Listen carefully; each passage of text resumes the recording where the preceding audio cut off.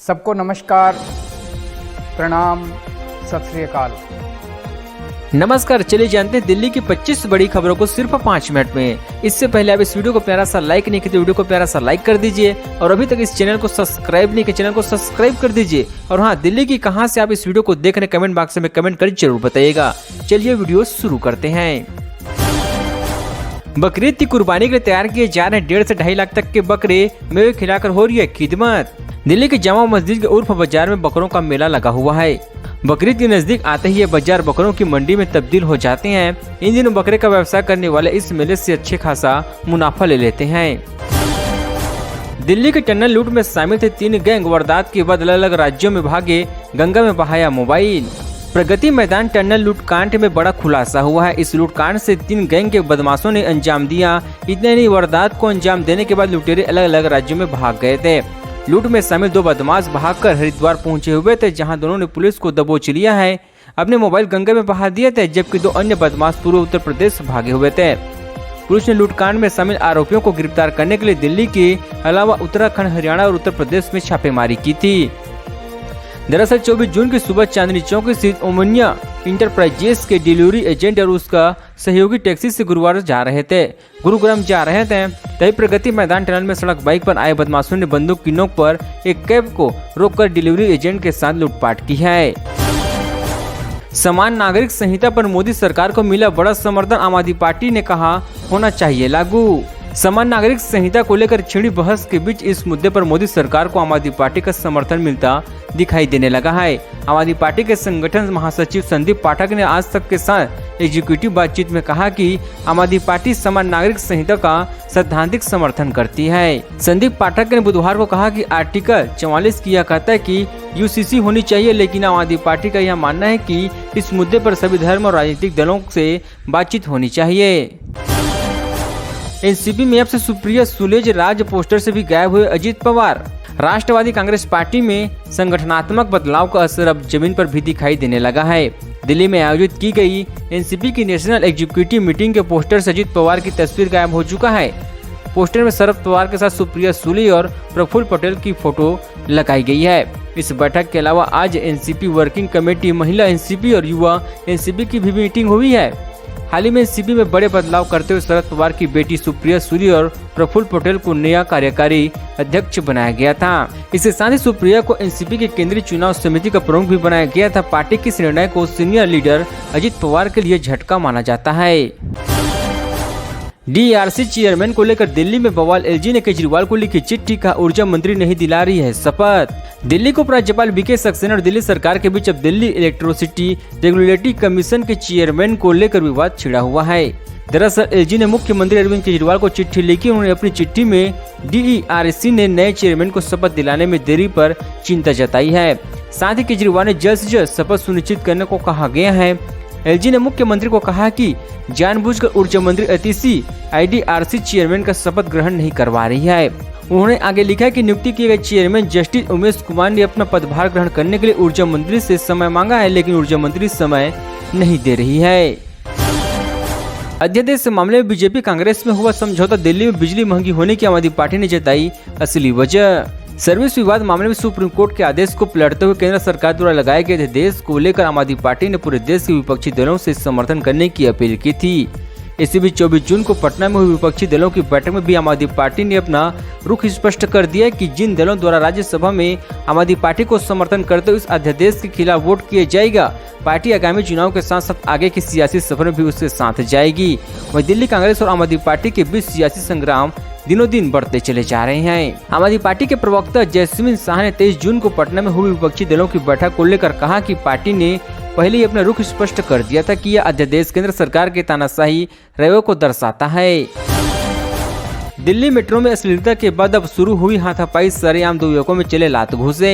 बीते कुछ दिनों में दिल्ली मेट्रो के कई सारे वीडियो सामने आए, जिसमें दिल्ली मेट्रो को पूरे देश में चर्चा का एक केंद्र बना दिया है।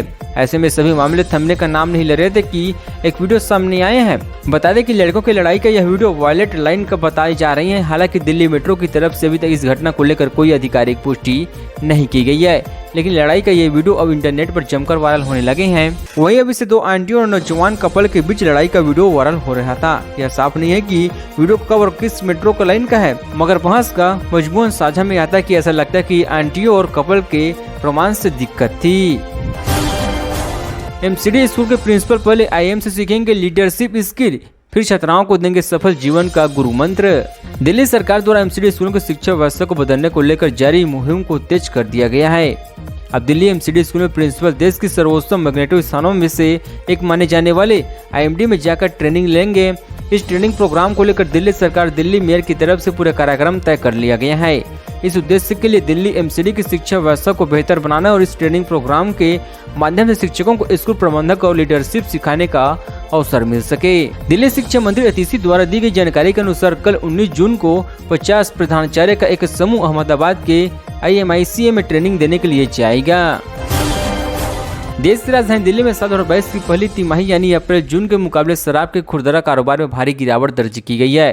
Confederation of India alcoholic web series company द्वारा तैयार की गई रिपोर्ट से इस बात का खुलासा हुआ है।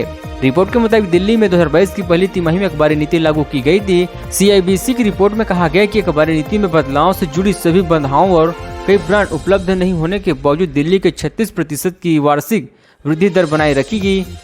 CIBC की आंकड़ों के अनुसार शराब की बिक्री में 2022 की पहली तिमाही में 253% तक की भारी वृद्धि दर्ज की गई थी। ताजा आंकड़ों के अनुसार जनवरी मार्च 2023 में 14% तक की नकारात्मक वृद्धि दर्ज की गई है। बदमाशों ने लूटे 2 लाख, बरामद हुए 5 लाख। अहम सवाल 3 लाख किसके हैं? दिल्ली के प्रगति मैदान सुरंग में एक डिलीवरी एजेंट और उसके सहयोगी से बंदूक दिखाकर लूटपाट करने के मामले में दिल्ली पुलिस ने अभी तक 7 लोगों को गिरफ्तार कर चुका है। इस बात की पुष्टि दिल्ली पुलिस के एक वरिष्ठ अधिकारी ने की है। दिल्ली पुलिस को मिली CCTV फुटेज में मोटरसाइकिल सवार 4 बदमाश से चांदनी चौक स्थित ओमोनिया इंटरप्राइजेस के डिलीवरी एजेंट और उसके सहयोगी की कैब को रोककर बंदूक के दम पर दोनों से लगभग 2 लाख रुपए की नकदी से भरा बैग लूट ले जाते हैं। यह घटना 24 जून की है। जिस समय बदमाशों ने लूट की घटना को अंजाम दिया उस समय डिलीवरी एजेंट और उसके सहयोगी नकदी पहुंचाने के लिए कैब से गुरुग्राम जा रहे थे। एक वरिष्ठ पुलिस अधिकारी ने बताया कि मामले में 7 लोगों को गिरफ्तार किया गया है।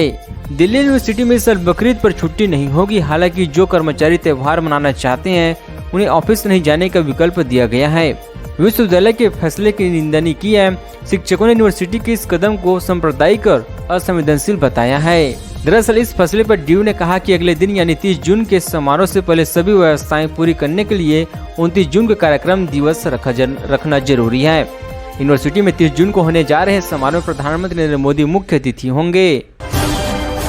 हाय, मैं दिल्ली का LG विनय कुमार सक्सेना हूँ। व्हाट्सएप पर आवाज सुन अधिकारी भी रह गए दंग। दिल्ली पुलिस ने साइबर प्रकोष्ठ के खुद दिल्ली का उपराज्यपाल VK सक्सेना बनाने के आरोप में अज्ञात व्यक्ति के खिलाफ प्राथमिकी दर्ज की है। अधिकारियों ने बताया कि दिल्ली विकास प्राधिकरण के सतर्कता विभाग द्वारा दर्ज की गई एक शिकायत के आधार पर 25 मई को प्राथमिकी दर्ज की गई, जिसमें आरोप लगाया गया था कि एक व्यक्ति ने 23 मई को व्हाट्सएप पर उसके 2 अधिकारियों से संपर्क किया था। FIR के अनुसार सतर्कता विभाग के 2 अधिकारियों को पहले एक अज्ञात नंबर से व्हाट्सएप पर फोन आया और फोन करने वाले ने खुद को उपराज्यपाल सक्सेना बताया। यह सुनकर अधिकारी हैरान रह गया और फोन काट दिए। फोन करने वाले व्हाट्सएप पर सक्सेना की तस्वीर लगी रखी थी। आरोपी ने दोनों अधिकारियों को संदेश भी भेजे जिसमें लिखा था, हाय, मैं दिल्ली का LG विनय कुमार सक्सेना हूँ। यूनिफॉर्म सिविल कोड पर राजनीतिक गरमाई। मीनाक्षी लेखी ने कहा कि महिलाओं को भी स्थान मिले जिसकी हकदार है। PM नरेंद्र मोदी द्वारा मंगलवार को भोपाल में सम्मान नागरिक संहिता की वकालत करने के बाद से एक बार फिर से देश में राजनीतिक चरम पर पहुंच चुकी है। देश की सबसे पुरानी पार्टी कांग्रेस जहां केंद्र पर मणिपुर हिंसा के मुद्दे को नजरअंदाज करने का आरोप लगा रही है, वहीं जनता दल यूनाइटेड PM के बयान को वोट बैंक की राजनीतिक बता रही है। इसी बीच विपक्षी दलों की आरोप पर पलटवार करते हुए विदेश राज्य मंत्री मीनाक्षी लेखी ने पलटवार किया कि एक देश में 2 कानून नहीं हो सकते। विदेश राज्य मंत्री मीनाक्षी लेखी ने मीडिया कर्मियों से बातचीत में कहा कि देश में यूनिसी लागू करना जरूरी है। देश की महिलाओं को घरों में वह स्थान मिले जिसकी वे सदियों से हकदार है। मोदी सरकार इसके लिए प्रतिबद्ध है। उन्होंने आगे कहा कि देश में 2 कानून संभव नहीं है। इस तरह की बात करने वाले देश का भला नहीं सोच सकते। 3 महीने में 4 तस्वीरों से राहुल गांधी की सियासी को समझिए। भारतीय राजनीति में राहुल गांधी एक लोकप्रिय और युवा चेहरा है। वह कई कारणों से हमेशा सुर्खियों में बने रहती हैं। पिछले कुछ महीनों के दौरान वह नए अवतार में दिखाई देने लगे हैं। इस बात के संकेत लोकसभा चुनाव 2019 में कांग्रेस पार्टी को मिली हार के बाद से ही देखने लगे हैं, लेकिन पिछले कुछ महीनों के दौरान उनकी गतिशीलता सियासी नजरिए से काफी अहम हो चुका है। कांग्रेस को करीब से जानने वाले लोगों की माने तो राहुल गांधी अब अपने तरीके से सियासी बिसात बिछाने में लगे हुए हैं। इसका असर दिखाई भी देने लगा है। कर्नाटक चुनाव में कांग्रेस पार्टी को मिली जीत के बाद पार्टी नेताओं में लौटा उनका विश्वास और आक्रामक तेवर भर उनके विरोधियों के साथ करीबियों को भी कांग्रेस के प्रति नजरिया बदलने का एहसास कराने लगा है।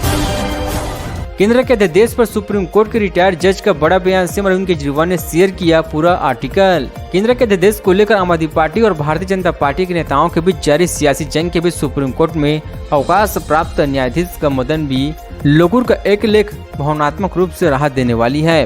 दिल्ली के सीएम अरविंद केजरीवाल ने उसी आर्टिकल को रीट्वीट करते हुए साझा करते हुए लिखा है कि अध्यादेश निर्वाचित सरकार के लिए एक तरह के संवैधानिक धोखाधड़ी है। दिल्ली के मुख्यमंत्री अरविंद केजरीवाल ने सुप्रीम कोर्ट के अवकाश प्राप्त न्यायाधीश मदन बी लोकुर के लेख का हवाला देते हुए अपनी टिप्पणी में लिखा कि उनका यह लेख केंद्र के अध्यादेश की अवैधानिक को उजागर करता है। हमारी सरकार हमेशा से यह कहती आई है कि अध्यादेश लोकतांत्रिक मूल्य और गैर संवैधानिक है। उसी का जिक्र पूर्व न्यायाधीश लोकुर ने अपने एक लेख में किया है।